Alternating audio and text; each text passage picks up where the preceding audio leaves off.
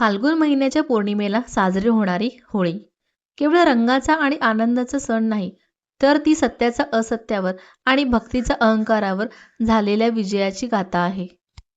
होळी दहनामागे एक अत्यंत अर्थपूर्ण आणि प्रेरणादायी पौराणिक कथा दडलेली आहे. भक्त प्रल्हाद, त्याचा अहंकारी पिता हिरण्यकशिपू आणि त्याची बहीण होलिका यांची कथा. खूप वर्षापूर्वी असुरांचा राजा हिरण्यकशिपू अत्यंत बलाढ्य आणि पराक्रमी होता. त्याने कठोर तपश्चर्या करून ब्रह्मदेवांना प्रसन्न केले. त्याच्या तपश्चर्येने संतुष्ट होऊन ब्रह्मदेव यांनी त्याला वरदान मागण्यास सांगितले. हिरण्यकशिपूने अत्यंत चतुराईने वर मागितले, माझा मृत्यू ना मनुष्याच्या हातून हो, ना प्राण्याच्या हातून, ना दिवसा ना रात्री, ना घरात ना बाहेर, ना शस्त्राने ना अस्त्राने. ब्रह्मदेवाने तथास्तु म्हटले आणि हिरण्यकशिपू जवळजवळ अमर झाला. या वरदानामुळे तो अत्यंत अहंकारी झाला. त्याने स्वतःलाच देव समजायला सुरुवात केली आणि संपूर्ण राज्यात आदेश दिला की सर्वांनी फक्त त्याचीच पूजा करावी. पण नीतीला काही वेगळेच मान्य होते. असुरांचा पराक्रमी आणि अहंकारी राजा हिरण्यकशिपू जरी स्वतःला सर्वश्रेष्ठ समजत असला, तरी त्याच्या घरातच भक्तीचा एक दिवा प्रज्वलित झाला होता, त्याचा मुलगा प्रल्हाद.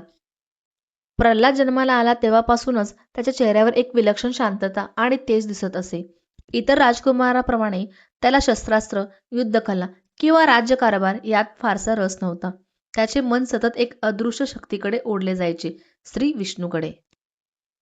असे म्हणतात की प्रल्हाद अजून आपल्या आईच्या गर्भात असतानाच त्याने भगवंतांचे नाम ऐकले होते. त्यामुळे त्याच्या मनात भक्तीचे बीज आधीपासूनच रोवले गेले होते. लहानसा प्रल्हाद राजवाड्यातील बागेत खेळत असताना देखील त्याच्या ओठांवर एकच जप असायचा, नारायण नारायण. हिरण्यकशिपूने अनेक वेळा त्याला समजावले, मीच देव आहे, माझी पूजा कर. पण प्रल्हाद ठाम होता, देव एकच आहे, श्री विष्णू. हिरण्यकशिपूचा राग अनावर झाला. त्याने आपल्या सैनिकांना आदेश दिला की प्रल्हादाला ठार मारा. पण प्रत्येक वेळी चमत्कार घडला. त्याला उंच कड्यावरून ढकलले गेले, काही झाले नाही. त्याला विष देण्यात आले, काही झाले नाही. त्याला हत्तीच्या पायाखाली टाकले गेले, काही झाले नाही. प्रल्हादाची अडळ श्रद्धा त्याचे संरक्षण करत होती. असुरराज हिरण्यकशिपू आपल्या दरबारात संतापाने फुसफुसत उभा होता. त्याच्या डोळ्यात ज्वाला पेटल्या होत्या. त्याचा मुलगा प्रल्हाद कितीही छळ केला तरी श्री विष्णूचे नामस्मरण सोडत नव्हता. तलवारी अपयशी ठरल्या, विष निष्प्रभ झाले, हत्तीचे पाय निष्क्रिय झाले. हिरण्यकशिपूला आता एकच मार्ग दिसत होता, कपटाचा. त्याने आपल्या बहिणीला होलिका दरबारात बोलावले.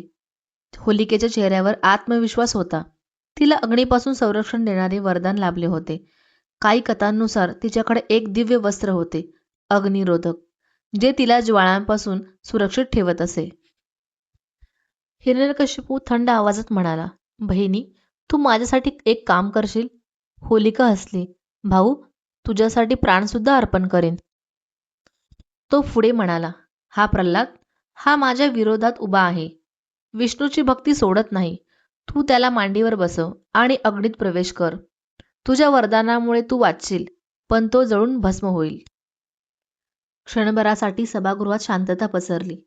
काही दरबारी थरथरले, पण होलिकेच्या चेहऱ्यावर किंचितही शंका नव्हती. तिला आपल्या वरदानावर पूर्ण विश्वास होता. फाल्गुन महिन्याची पौर्णिमा होती. आकाशात पूर्ण चंद्र चमकत होता, पण त्या प्रकाशातही एक भयाची छाया होती. राजवाड्याबाहेर एक विशाल चिता रचण्यात आली. कोरडी लाकडे, वाळलेली झाडे, गवताचे पुंजके, सर्व काही उंच ढिगाऱ्यासारखे मांडले गेले. राज्यातील लोकांना जबरदस्तीने तिथे जमवले गेले. कोणी रडत होते, कोणी कुजबुज होते, तर काहींना डोळे झाकले होते. एक निष्पाप बालक अग्नीत टाकले जाणार होते. प्रल्हाद मात्र शांत होता. त्याच्या चेहऱ्यावर भीती नव्हती, उलट एक विलक्षण तेज होते. त्याच्या ओठांवर फक्त एकच मंत्र, ओम नमो भगवते वासुदेवाय. होलिका लाल वस्त्र परिधान करून पुढे आली. तिच्या अंगावर ते दिव्य वस्त्र होते, ज्यामुळे ती अग्नीपासून सुरक्षित राहणार होती. तिने प्रल्हादाला मांडीवर घेतले. अजून वेळ आहे, ती म्हणाली. तुझ्या वडिलांची पूजा कर, विष्णूला सोड. प्रल्हादाने निरागसपणे उत्तर दिले, देव सर्वत्र आहे, तो माझं रक्षण करेल. होलिका हसली, एक उपहासपूर्ण हास्य. ज्वाळांचा प्रचंड उद्रेक. चिता पेटवण्यात आली. पहिल्यांदा हलका धूर उठला. मग हळूहळू लाकडाने पेट घेतला. काही क्षणात ज्वाळा उंच उसळू लागल्या. लाल, केशरी आणि पिवळ्या ज्वाळा आकाशाला भिडल्या होत्या. उष्णतेची लाट चारी दिशांना पसरली. लोक मागे सरकले. धुराने वातावरण दाटून गेले. होलिका निर्धास्त बसली होती. तिच्या चेहऱ्यावर अजूनही आत्मविश्वास होता. पण प्रल्हाद? तो डोळे मिटून शांतपणे मंत्र जपत होता. ज्वाळा त्याच्या भोवती नाचत होत्या. पण त्याच्या मनात भीतीचा लवलेश नव्हता. त्याच्या श्रद्धेचा प्रकाश त्या अग्नीपेक्षाही प्रखर होता. अचानक वाऱ्याचा वेग वाढू लागला. आकाशात ढग गडगडले. एक प्रचंड झोत आला आणि होलिकाच्या अंगावरील दिव्य वस्त्र हवेत फडफडू लागले. क्षणात ते वस्त्र तिच्या अंगावरून सुटून प्रल्हादाच्या अंगावर आले. होलिकेच्या चेहऱ्यावरचा आत्मविश्वास नाहीसा झाला. तिच्या डोळ्यात भीती दाटली. हे कसं शक्य आहे? ती किंचाळली. ज्वाळाने तिचा वेढा घेतला. तिच्या वरदानाने साथ सोडली. कारण ते वरदान केवळ धर्मासाठी वापरल्यासच कार्यरत राहणार होते, अधर्मासाठी नव्हे. होलिका जळू लागली. तिचा आवाज आक्रोशात बदलला आणि काही क्षणातच ती भस्म झाली. पण प्रल्हाद? तो अग्नीत बसूनही शांत होता. दिव्य वस्त्राच्या संरक्षणाखाली तो सुरक्षित राहिला.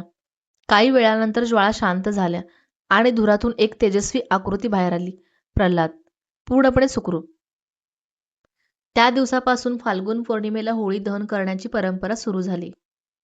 होलिकेच्या दहनाचे प्रतीक म्हणून. हिरण्यकशिपू संतापला. त्याने प्रल्हादाला विचारले, तुझा विष्णू कुठे आहे? प्रल्हाद शांतपणे म्हणाला, तो सर्वत्र आहे. हिरण्यकशिपूने राजवाड्यातील एका खांबावर लाथ मारली आणि विचारले, ह्या खांबात आहे का तुझा देव? तेवढ्यात खांबातून भयानक आवाज आला आणि त्या खांबातून प्रकट झाले नरसिंह, अर्धा मनुष्य अर्धा सिंह. नरसिंहाने संध्याकाळच्या वेळेस राजवाड्याच्या उंबरठ्यावर आपल्या नखांनी हिरण्यकशिपूचा वध केला. ब्रह्मदेवांच्या वरदानातील प्रत्येक अट मोडून श्री विष्णूने धर्माचे रक्षण केले. होळी दहन ही केवळ एका असुर स्त्रीच्या जाळण्याची कथा नाही.